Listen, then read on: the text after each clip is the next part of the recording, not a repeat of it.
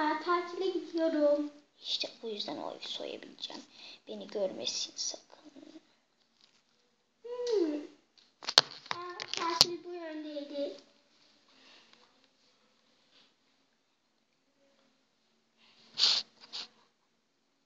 Ha ha ha tatile gidiyorum. Ha ha ha tatil.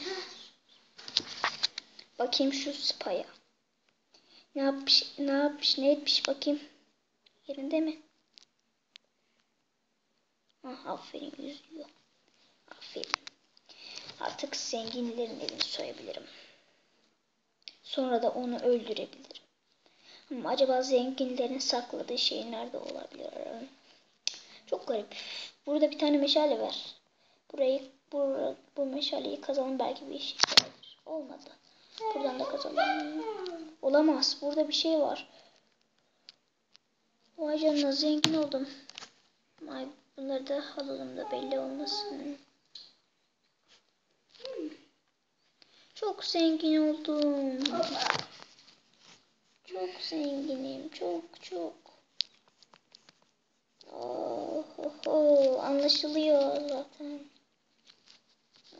Çok zengin oldum. Çok. Sonunda zenginim. Çok şanslıyım ya. Olamaz. Evim nerede? Ha, buradaymış. Belki kulübesinde de bir şey varmış. Şuna bak. Buraya da aynı renk yünlerden koymuş. Hayır, burada bir şey yok.